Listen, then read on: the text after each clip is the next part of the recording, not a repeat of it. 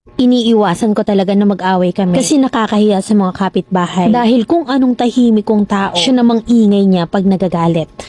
Late bloomer ako and at the age of 37, isa ka lang ako nakapag-isip na mag-boyfriend. Focus ako nun sa school hanggang sa nagko-work. Hindi ko hilig ang mag-entertain ng mga manliligaw no. Ang biro nga nila sa akin, takot ako sa lalaki. Pero nang nag-37 ako, dun ko naisipang mag-entertain. Kasi na-realize ko na mahirap ang walang sariling pamilya. At yun nga, nagka-boyfriend ako. Okay siya sa pamilya niya. Siya ang takbuhan ng mga kapatid niya at mga pamangkin dahil binata. Mabait siya sa pamilya niya at mga kaibigan. Napaka-thoughtful niya sa akin. Madalas din kaming mag-out of town. Nagbalak na rin kaming magsama dahil nga nasa edad na rin kami. At sa 2 years ng mahigit na relationship namin ay masasabi kong financial stable na kami. Hanggang sa year 2020 nag-lockdown. Doon siya hindi nagparamdam, as in wala. Mga katrabaho at kaibigan niya pinagchat-chat ko at kinakamusta kung ano ba talagang nangyari, pero wala akong sagot na makuha sa kanila. May isang kaibigan siya na nagsabi sa akin na pinasasabi niya na maghintay lang daw ako at magpaparamdam din siya. So as in no communication kami. Sobrang sakit. Hindi ko alam kung anong problema, kung bakit bigla na lang siyang hindi nagparamdam. Iyak ako ng iyak. Ang dami kong message sa kanya. Puro tanong pero wala talagang reply kahit isa. Hindi ko masabi sa family ko yung nangyayari sa akin. Na kapag nagtatanong sila ay lagi kong sinasabi na okay lang ako. Pero sa totoo lang ay hindi ako okay. Nagpapaka-strong lang ako sa harap nila. At sa sobrang depressed ko. Dahil aminado ako sa sarili ko na hindi ko kayang i-handle yung sitwasyon. Binaling ko yung attention ko sa pakikipag-chat sa iba. Fast forward ay naging kami. Sa una sabi ko sa sarili ko, panakip-butas ko lang siya. Kasi sobrang sakit ng nangyari sa akin. Dahil nga sa bigla na lang naglaho yung ex ko. Pero yung qualities niya malayong malayo sa gusto ko sa isang lalaki. Kabaligtaran siya ng ex ko. At umaasa pa rin ako na babalik siya sa akin. At hindi nga ako nagkamali. After 1 year na walang communication at walang paramdam, ay bumalik siya sa akin. Lihim kaming nagde-date. Halos isang taon din na hindi ko masabi sa kanya na nung nawala siya ay may naging boyfriend ako. At kami pa hanggang ngayon. Yes, naging two-timer ako. Sabi ko noon iiwan ko yung boyfriend ko pag nagparamdam yung ex ko. Pero hindi ko siya magawang iwanan at naiinis ako sa sarili ko. Pinaliwanag sa akin ng ex ko kung bakit siya biglang nawala. At sabi niya nag-isip-isip daw siya dahil pandemic yun nga. Sana yung time na nagbabala kami magsama pero hindi natuloy dahil nga nag-lockdown. Na ngayon ngay bumalik siya para ituloy na yung plano namin. Balak niyang harapin ang pamilya ko para sabihin na magsasama na kami. Pero nahihirapan ako kasi hindi ko masabi na may boyfriend na at ayoko rin siyang masaktan. Gulong-gulo yung isip ko dahil parehas ko silang mahal. Ilang buwan ko rin pinag-isipan. Sa totoo lang ay magiging mas maganda yung buhay ko sa ex ko kaysa sa boyfriend pero ko. Pero hindi ko siya magawang iwan. Kahit na nga mas boto yung family ko sa ex ko. Dagdag pa na wala daw akong future sa boyfriend dahil nakikita nila na ako yung magiging kawawa. Though may work naman yung boyfriend ko pero nararamdaman ng mother na hindi okay sa akin ng boyfriend pero ko. Boyfriend ko pa rin ang pinili ko sa kabila ng pagtutol ng mother ko. Sobrang sakit din sa akin na pinutol ko na yung communication namin ng ex ko. At hindi na ako nagpakita pa. Alam ko na nasasaktan ko rin siya dahil sobrang ramdam ko yung pagbawi niya sa akin. Pinakita niya na sobrang mahal niya ako. Sa ngayon ay nagli-live-in na kami ng boyfriend ko. Wala naman kaming anak pero yung feeling ko na ayaw niya kasi takot siya sa responsibilidad. At ngayon ko rin nakikita yung sinasabi sa akin ng mother ko dahil unti-unti lumalabas yung ugali niya. Hindi naman siya nananakit, malambing rin siya. Pero sa bahay parang ako lahat. Hindi niya ako tinutulungan, kailangan ding asikasuhin ko siya palagi. At sa mga bills akong lahat, nag-aalangan ako palagi na magsabi sa kanya na mag-share naman siya or siya muna yung magbayad. Sa pagkain naman namin ay nagbibigay siya. 1K weekly yung binibigay niya sa food budget namin. Minsan kapos pa kaya dinadagdagan ko na lang. Lumadaing na ako sa kanya sa mga bills na binabayaran ko pero ang dami niyang dahilan. Kaya kahit na gusto kong magkaanak ay parang nag-aalangan din ako. Paano pa kaya kung magkaanak kami? Kawawa lang. Nalulungkot ako kasi mahal ko naman siya kaya nga siya yung pinili ko. Dahil naniniwala ako na magtutulungan kami sa lahat at sa pangarap namin. Pero ang nangyayari ay parang ako na lang. Napapagod na ako lalo sa financial, hirap ako. Nagkamali ako at tama talaga sila na nasa huli yung pagsisisi. Gusto ko sanang makipaghiwalay pero hindi ko alam kung paano na hindi siya magagalit. Isa kasi sa ugali niya na ayaw ko yung malakas yung boses niya na halos marinig ng kapitbahay pag galit siya. Kaya kung maaari, iniiwasan ko talaga na mag-away din kami kasi nakakahiya sa mga kapitbahay. At kung anong tahimik kong tao, siya namang ingay niya pag nagagalit. Mamilan, bigyan mo naman ako ng real talk advice. Sana hindi ako mabash. Letter sender, Ana ng Bulacan.